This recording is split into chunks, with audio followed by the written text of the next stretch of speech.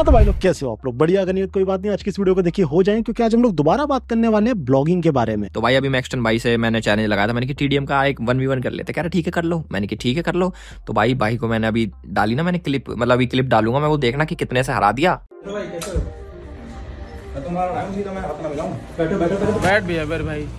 जी हाँ, वही ब्लॉगिंग जिसने ना जाने कितने सारे रोस्टिंग यूट्यूबर को दोबारा रिवाइव किया है। जी हाँ, वही ब्लॉगिंग जो देखने में तो आसान लगती है और बनाने में उससे ज्यादा आसान होती है। Hey guys, welcome back to my channel Sneha Sachdeva and I'm back with another video। और आज मैं आपको इसी तरीके की क्रिंज ब्लॉगिंग का ultra pro max version 1 TV दिखाने वाला हूँ। तो मेरे ख्याल से वीडियो का इतना ओवरव्यू काफी होगा। वीडियो को शुरू करते हैं, तो चलो। अपग्रेडेड बैगर अब ये भीख मांगे लाइक की, वीडियो में कुछ नहीं बस देते कसम माइक की, तू जिद करे। तो भैया आई नो कि अगर आप लोग इंटरनेट चलाते हैं तो आपने कभी ना कभी इन भाई को जरूर देखा होगा। आज दोस्तों फाइनली हमारी शादी हो रही है। शादी तो 10 दिन पहले ही हो गया था। मिनी ब्लॉग आज आप लोग को देखने को मिल रहा होगा। माता पिता के आशीर्वाद से फाइनली मैं दूल्हा बन गया। दूल्हा बनने के बाद फाइनली हम लोग निकल गए गाड़ी में बैठ के मंदिर के लिए। जी हाँ, इनका नाम है राजा और ये यूट्यूब पे एक ब्लॉगिंग चैनल चलाते हैं। अगर बात की जाए इनकी उपलब्धि की तो वो ऑलरेडी आप लोगों को पता ही होगा किस तरीके से इन्होंने इंटरनेट को अपनी पेन ड्राइव बना दिया। यानी कि जो चीजें हम पेन ड्राइव में रखते हैं उसको इन्होंने इंटरनेट पे अपलोड कर रखा है। जाम से ना डरूंगा। मुकेश अंबानी की शादी थी, 1000 से ज्यादा करोड़ रुपए खर्च हुआ, लेकिन उसके बाद भी इतना कंटेंट इंटरनेट पे नहीं आया होगा जितना कंटेंट इनने डाल दिया था अपनी एक दिन की शादी में। इश्क है तो इश्क का इजहार। खैर अब मैं इनके ऊपर रिएक्ट करने से पहले थोड़ी सी बात करना चाहूंगा मेरे प्यारे दोस्त मनोज दे से। मनोज भाई देखो, तुम्हारे चक्कर में हो रहा है ये सब। तुम तो वीडियो बना के डाल देते हो कि भैया यूट्यूब पे वीडियो बनाओ, पैसा कमाओ, बहुत पैसा है। यूट्यूब को मजाक में ले रखा है, कोई पैसा नहीं मिलता यूट्यूब पे ना। इधर अब आँख खुला का खुला रह जाएगा। लैम्बोर्गिनी मर्सिडीज कैसे हो रहा है? सोशल मीडिया से पैसा कमाता है, यूट्यूब से, इंस्टाग्राम से, फेसबुक से। और ये है यूट्यूब का पावर। ठीक है, यूट्यूब कीजिए, सब कुछ पूरा हो जाएगा। यूट्यूब को बाबू हल्के में मत लो, ठीक है। और इस तरीके की वीडियोस को देख के मोटिवेट हो जाते हैं इस तरीके के लोग, और ये मोटिवेट होते हैं तो ये डालते हैं कुछ इस तरीके का कंटेंट, इश्क का इजहार। और इस कंटेंट पर कंटेंट बनाने के लिए हमको देखनी पड़ती है इनकी वीडियोस। और ये वीडियोस इतनी ज्यादा ट्रॉमा से भरी होती है ना मनोज भाई, तुम्हें समझ में नहीं आएगी। तो मनोज भाई हाथ जोड़ के विनती है, प्लीज लोगों को इतना मोटिवेट भी मत करो कि वो हमें टॉर्चर करना शुरू करते हैं। खैर जोक्स अपार्ट, अब अपन डायरेक्ट चलते हैं राजा भाई के कंटेंट के ऊपर।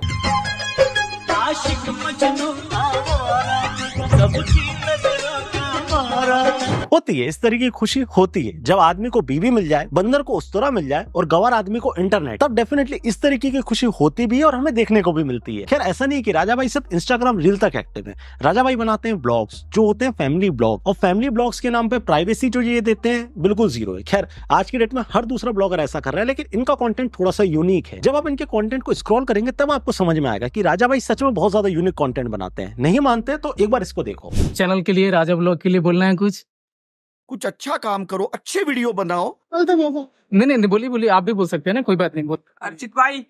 हेलो भैया, भैया हेलो तो बोल दो भैया। भाई ये तो गलत बात है। बैड बिहेवियर भाई। किसी व्यक्ति की प्राइवेसी को हर्ट करना ये कंटेंट होता है, जनरली कंटेंट होता है। बस आपको टाइटल लिखना आना चाहिए, एटीट्यूड, घमंडी, भाव नहीं दे रहा, घर में बुला के खाना नहीं खिला रहा, बस आपको इतना लिखना आना चाहिए। आपकी वीडियो डेफिनेटली चलेगी, जैसी इनकी भी चली। सौरभ जैसी भैया वहाँ पे हमको इग्नोर कर दिए और वो घमंड दिखाने लगे, हमसे अच्छी से बात भी। खैर ऐसा नहीं कि इतना ही क्रिपी कंटेंट बनाते हैं, अभी और क्रिपी कंटेंट तुम्हें दिखाता हूँ।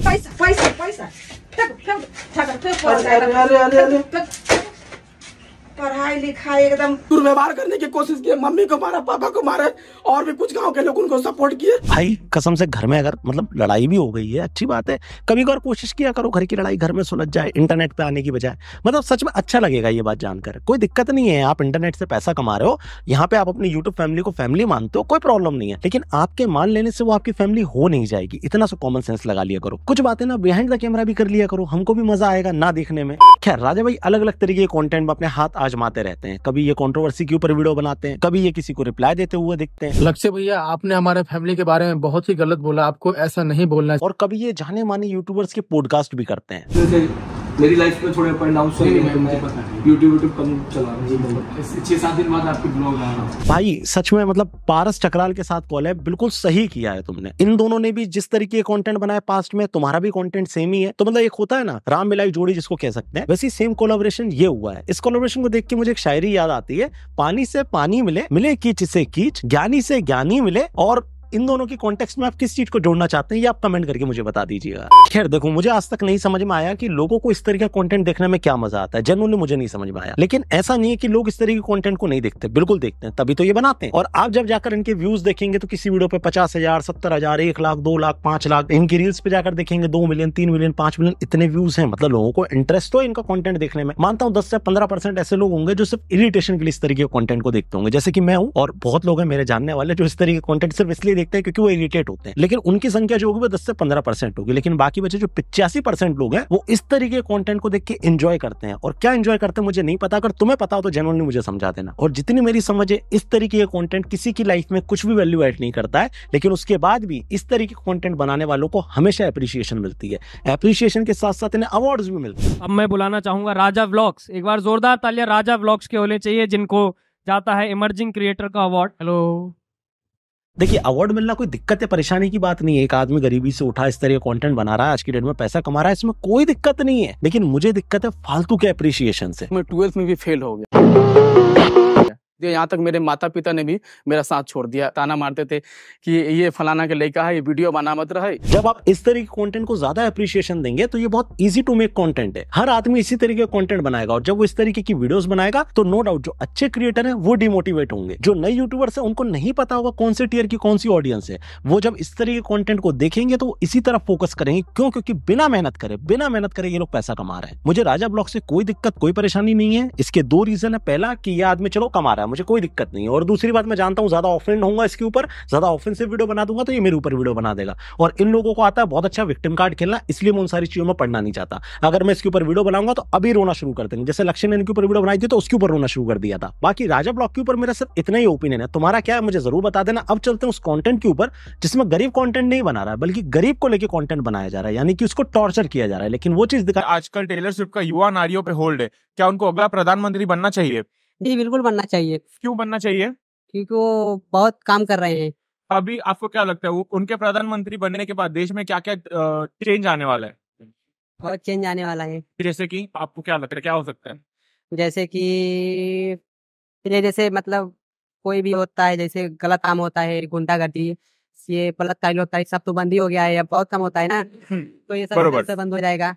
अच्छा, और अगर समझिए टेलर स्विफ्ट के साथ कान्ये भी रुके इलेक्शन में, तो कौन जीतना चाहिए, टेलर की कान्ये वेस्ट? दोनों में से कौन जीतना चाहिए, कान्ये की टेलर? अब आई नो बहुत सारे लोगों को ये कंटेंट फनी लग रहा होगा कि टेलर का नाम ले दिया, ये कर दिया, वो कर दिया, लेकिन एक बार खुद सोचो वो आदमी क्या कर रहा है। वो पानी पूरी बेच रहा है। आप किसी गरीब व्यक्ति की लैक ऑफ नॉलेज पे हंस रहे हो, इस बात पे हंस रहे हो कि उसे नॉलेज नहीं है और वो ऊट पटांग इसके आंसर दे रहा है। अगर आपको ये कंटेंट फनी लगता है ना, सच में बीमार हो आप। इस वीडियो को देखा मैंने, इसके कमेंट में देखिए लोग बोल रहे थे कि इसको नहीं उसको कर, उसको नहीं इसको कर, लेकिन उन्हें ये नहीं समझ में आया कि इस तरह के कंटेंट वाकई में गलत है। और इस तरीके के और भी कंटेंट आए दिन आते रहे। जैसे कि अब मैं आपको दिखाने वाला हूँ कुछ फूड ब्लॉगर का कंटेंट। एक तो ये फूड ब्लॉगर्स के अंदर किस बात का घमंड है मुझे समझ नहीं आता। एक तो इन्हें ऐसा लगता है ये किसी की दुकान पे चले जाते हैं फ्री में खाना खाने, ये फ्री में ही खाना खाने जाते हैं पहली बात तो, और इसके बाद इन्हें लगता है कि ये किसी व्यक्ति को फ्री में प्रमोट कर रहे हैं। समझ रहे हो इनका IQ लेवल, समझ रहे हो आप? दुनिया में काफी तरीके के लोग होते हैं जो अच्छा समय आने पर अपनी औकात भूल जाते हैं। जिन्होंने उनके साथ अच्छा करा उनके साथ ही बुरा करते हैं। उन्हीं लोगों में से एक है ये घमंडी कचौड़ी वाले अंकल, जिन ब्लॉगर्स और वीडियो बनाने वालों की वजह से इनकी दुकान पे इतनी भीड़ लगी रहती है, इतनी जल्दी है। आज उन्हीं ब्लॉगर्स और वीडियो बनाने वालों को दुकान पे आते ही कहते हैं,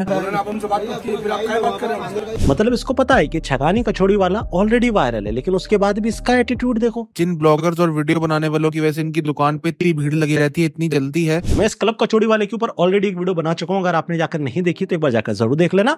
इसके अलावा मैं आज दोबारा इस वीडियो में इसलिए बात कर रहा हूँ क्योंकि मुझे सबसे ज्यादा इरिटेटिंग जो कम्युनिटी लगती है ना ब्लॉगिंग में, वो ये फूड ब्लॉगिंग वाली ही लगती है। अब अगर आप ट्विटर चलाते हैं तो डेफिनेटली आपने एक ना एक बार इस वीडियो को जरूर देखा होगा जिसमें ये अंकल गाली बकते हुए देखा जा रहा है। आज के बाद बात नहीं करेगा, एक बार बोलते सुन। लेकिन क्या आपने कभी देखा कि वाकई में इस आदमी को वैसे ही पोर्ट्रे किया जा रहा है जैसा ये है? नहीं, इसको कभी भी वैसा पोर्ट्रे नहीं किया गया। इसके पास हमेशा क्रिएटर जाता है, सेम क्वेश्चन पूछता है, कितने की कचौड़ी है, लाली छगानी, मतलब इरिटेट कर दे किसी आदमी को। और वो आदमी बुजुर्ग है, हाँ नो डाउट वो आदमी पैसा कमा रहा होगा, दुकान उसकी चल रही है, दिख रहा है हमें, लेकिन वो है बुजुर्ग, उसको नहीं पता इंटरनेट कल्चर के बारे में। लेकिन उसके बाद भी जबरन उसके मुंह में कैमरा घुसोड़ोगे, बार बार सेम क्वेश्चन पूछोगे, तो आदमी इरिटेट होगा और गालियां बकेगा।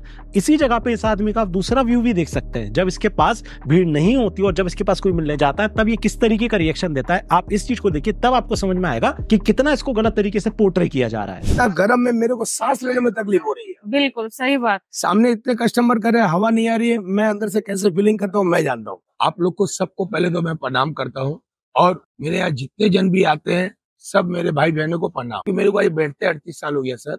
कोई शख्स बोलता है प्राउड हो गया, कोई शख्स बोलता है घमंड हो गया, कोई बोलता है एटीट्यूड हो गया। देखो मैं ये नहीं कहूंगा कि ये आदमी ज्यादा अग्रेसिव नहीं है, नो डाउट बहुत अग्रेसिव है, लोगों को बहुत गालियां देता है, लेकिन उसके बाद भी लोग इसके पास जाते हैं। तो गलती किसकी है इसमें? लोगों की, उन ब्लॉगर्स की जो बार बार इस जगह पे जा रहा है। इग्नोर करना शुरू कर दो। बाबा के ढाबा के टाइम भी यही सेम चीजें हुई थी, लेकिन जब लोगों ने बाबा के ढाबा के पास जाना बंद कर दिया था, नो डाउट हो सकता है कि वो खुद भी सुधर गए हो, लेकिन एक चीज और हुई, लोगों ने उसको देखना बंद कर दिया, तो इसके चक्कर में जो टॉक्सिसिटी बढ़ रही थी वो भी अपने आप कम हो गई। सेम ऐसी एक वीडियो मैंने बड़ा पाव वाली एक आंटी की देखी, और इतनी ज्यादा वो ऑफेंड हो रही है, उनका एरोगेंस एक बार देखो तो मैं खुद समझ में आ जाएगा। हाथ जोड़ के रिक्वेस्ट कर रही हूँ कि औरतों से बात करने की तमीज होनी चाहिए।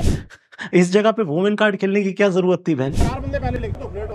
अंकल आपको पता है आप किस पे चिल्ला चोट कर रहे हो? एक लड़की पे। यही मैं हाथ जोड़ के रिक्वेस्ट कर रही हूँ कि औरतों से बात करने की तमीज होनी चाहिए। आई नो दुकान पे भीड़ होती है, बहुत अच्छी बात है, लोग अग्रेसिव हो जाते हैं, लोग आपसे चिल्ला चोट करके बात करते हैं, लेकिन इस जगह पे वुमेन कार्ड खेलने की जरूरत नहीं है ना। मतलब आप लड़की हो तो मैं आपको कुछ गलत नहीं बोल सकता, लेकिन उस जगह पे अगर लड़का होगा तो मैं गलत बोल सकता हूँ। ऐसा आप पोर्ट्रे करना चाह रही हो, और आप ऐसा पोर्ट्रे इसलिए कर पा रही हो क्योंकि ये जो सो कॉल्ड ब्लॉगर्स है, ये बार बार आपके पास जाते हैं, बेमतलब में आपको सेलिब्रिटी बनाते हैं, और जब आप सेलिब्रिटी बन जाते हो बिना इस कल्चर को जाने, बिना मेहनत करे, तब आप इस तरीके के रिएक्शन देते हो। और ये पहली बार नहीं है दोस्तों। बाबा के ढाबा, क्लब कचौड़ी और ये आंटी और ऐसे ना जाने कितने लोग हैं, ना जाने कितने सारे ऐसे लोग हैं जिन्हें फ्री का फेम मिला है, और उन्होंने बाद में आके इसी तरीके की हरकतें की हैं। और सिंपल वर्ड में बोला जाए तो इसी तरीके से अपनी औकात दिखाई है।